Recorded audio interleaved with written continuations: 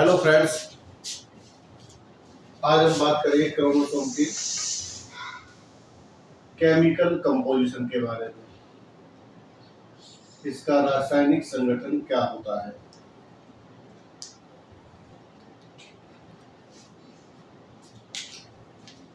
मुख्य रूप से इस क्रोमोसोम के अंदर दो चीजें पाई जाती हैं, एक डीएनए और एक होती है हिस्टोन प्रोटीन। और जो ये क्रोमोसोम की संरचना है, इस क्रोमोसोम की संरचना में ये दो क्रोमेटिड हैं। दोनों क्रोमेटिड एक समान होते हैं। दोनों क्रोमेटिड एक समान होते हैं और इन दोनों क्रोमेटिड्स को हम कहते हैं सिस्टर क्रोमेटिड। ये दोनों क्रोमेटिड एक जगह पर, जिसको हम सेंट्रोमियर कहते हैं, उसके द्वारा जुड़े होते हैं। अब हमें पढ़ना है कि क्रोमेटिड की जो संरचना है, यानी एक क्रोमोसोम के अंदर दो क्रोमेटिड है, तो अगर बेसिकली देखा जाए तो आधा क्रोमोसोम एक क्रोमेटिड, आधा क्रोमोसोम दूसरा क्रोमेटिड। तो वास्तव में अगर हम देखें तो क्रोमेटिड की संरचना किस प्रकार की होती है, उसी को है केमिकल कंपोजिशन। तो यहाँ पर हम क्रोमेटिड के केमिकल कंपोजिशन के बारे में जानेंगे, तो अपने आप पता चल जाएगा कि क्रोमोसोम की संरचना क्या होती है। तो देखो, इसमें एक डबल स्ट्रैंडेड डीएनए होता है। डीएनए की संरचना डबल स्ट्रैंडेड होती है, यानी कि द्विरज्जु की डीएनए होता है। डीएनए पर नेगेटिव आवेश होता है, नेगेटिव चार्ज होता है। क्या होता है नेगेटिव चार्ज, इसका भी देखो पता लगा लेते हैं।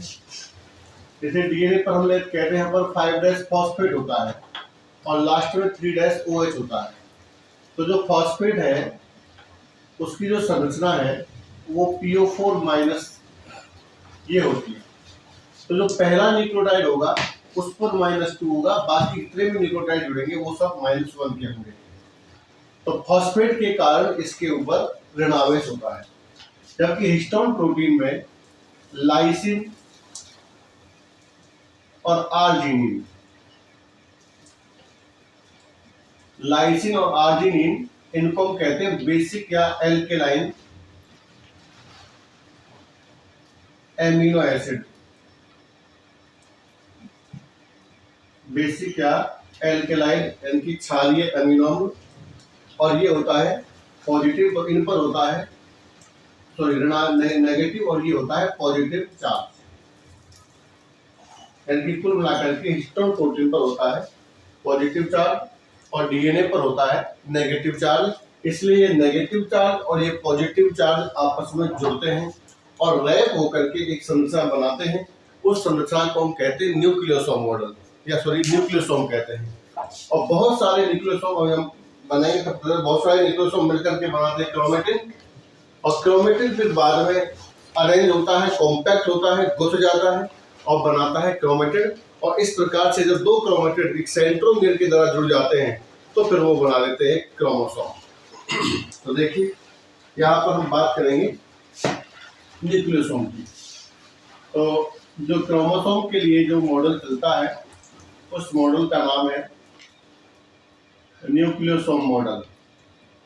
ये इसकी बेसिक यूनिट होती है। न्यूक्लियोसोम इसकी बेसिक यूनिट होती है।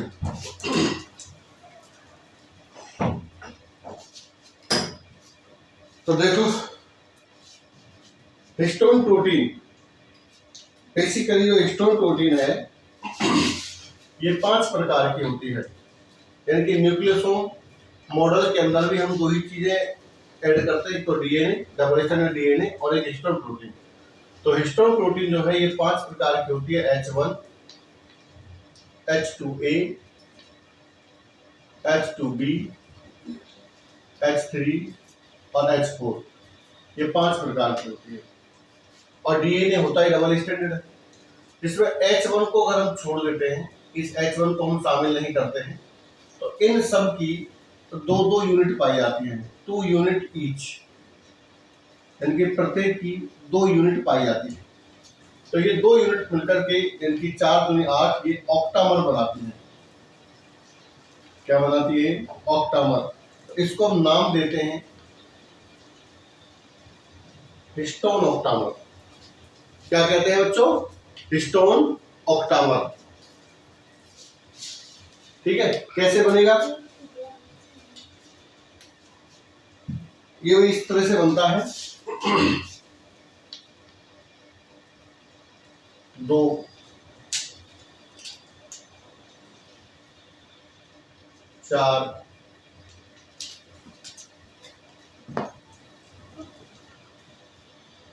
6 और ये समझो 8।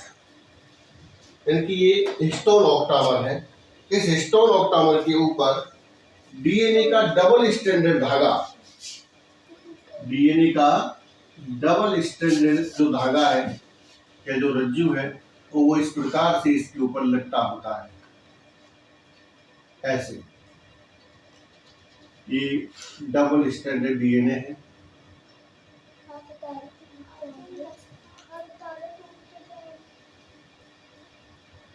इस तरह से। ठीक, तो ये हो गया हिस्टोन ऑक्टामर। ये है डबल स्ट्रैंडेड डीएनए। अब डबल स्ट्रैंडेड डीएनए का कितना लंबा डीएनए होता है ये देख लीजिए। तो ये डबल स्ट्रैंडेड डीएनए जो है ये 146 न्यूक्लियोटाइड लॉन्ग होता है। यानी कि इसकी जो लंबाई है वो जो इसके ऊपर रैप है वो 146 न्यूक्लियोटाइड लंबा होता है। और ये न्यूक्लियोसोम के ऊपर यानी कि जो हिस्टोन ऑक्टामर है उसके ऊपर लगभग 1.75 चक्कर लगाता है। यानी पौने 2 चक्कर लगे। वैसे देखो लगाने को ये 1.67 लगाता है, लेकिन हम याद रखने के तरीके से करता है 1.75 यानी कि 1 से 3/4 चक्कर लगाता है, 2 चक्कर नहीं लगाता है। तो 1 सही 3/4 चक्र में डीएनए के टोटल 146 न्यूक्लियोटाइड होते हैं। अब ये तो हो गया एक न्यूक्लियोसोम। इसी तरह से मैं यहाँ पर बनाता हूँ दूसरा न्यूक्लियोसोम। तो देखो ये यहाँ पर दूसरा न्यूक्लियोसोम 1 2 3 4 5 6 7 और ये 8, ये दूसरा न्यूक्लियोसोम है। ठीक है, यानी कि दूसरा हिस्टोन ऑक्टामर। और ये हिस्टोन ऑक्टामर इसके ऊपर आएगा इस तरह से, ऐसे।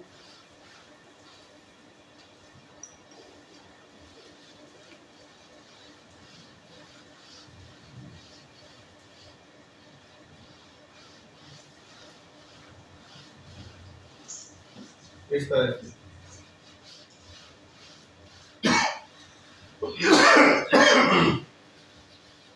इस पूरी यूनिट को, जिसके अंदर हिस्टोन और प्रोटीन है और ये डीएनए का धागा है, इस पूरी प्रोटीन या पूरी यूनिट को हम नाम देते हैं न्यूक्लियोसोम। एक न्यूक्लियोसोम ये है, दूसरा न्यूक्लियोसोम ये है। ये दोनों न्यूक्लियोसोम इसके द्वारा जुड़े होते हैं। इसको हम कहते हैं H1 हिस्टोन, है ना। और इसमें जो डीएनए होता है उस डीएनए को हम नाम देते हैं लिंकर डीएनए।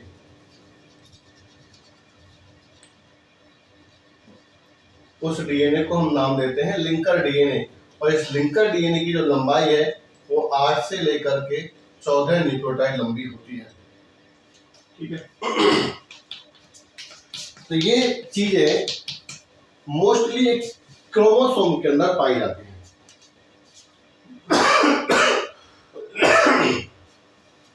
तो इस प्रकार से एक न्यूक्लियोसोम का निर्माण हो जाता है।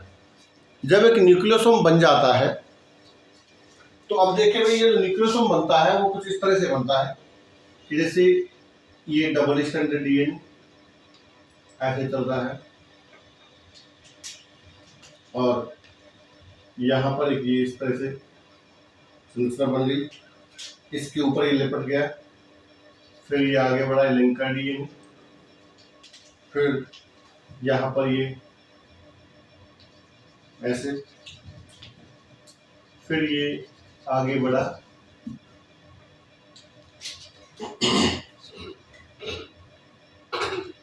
फिर ये ऐसे, फिर ये आगे बढ़ा। तो इस तरह से क्रोमेटिन का एक थ्रेड लाइक स्ट्रक्चर बन जाती है। तो एक थ्रेड लाइक स्ट्रक्चर जो है ये अब पहले इस तरह से है, बहुत लंबी है, लेकिन अब क्या है कि छोटी सी जगह में इसको आना होता है, तो अब ये धीरे धीरे गुथती है इस तरह से, ऐसे। तो बहुत लंबी संरचना एक छोटी सी संरचना में आ जाती है। इसे हम कहते हैं क्रोमेटिन। यानी कि पहले क्रोमेटिन फाइबर होता है और ये क्रोमेटिन फाइबर हमको जो प्रोफेज होती है, प्रोफेज के अंदर देखने को मिलता है। वही क्रोमेटिन फाइबर बाद में जब मेटाफेज आती है तो मेटाफेज के दौरान ये कंडेंस हो जाता है, स्मॉल हो जाता है, स्पष्ट हो जाता है, ठीक है, और दोनों क्रोमेटिड स्पष्ट दिखाई देने लगते हैं, तो ये क्रोमेटिड है। फिर बाद में जो क्रोमेटिड होते हैं ये क्रोमेटिड आपस में जुड़ते हैं, दोनों क्रोमेटिड आइडेंटिकल होते हैं, एक दूसरे के समान होते हैं और सेंट्रोमियर से के द्वारा जुड़ करके एक संरचना बनाते हैं जिसे हम कहते हैं क्रोमोसोम। क्या कहते हैं उसको? क्रोमोसोम। तो ये था आज का हमारा topic, chemical composition of chromosome. Next video में मिलते हैं क्रोमोसोम के डिफरेंट पार्ट्स के बारे में। Thank you very much.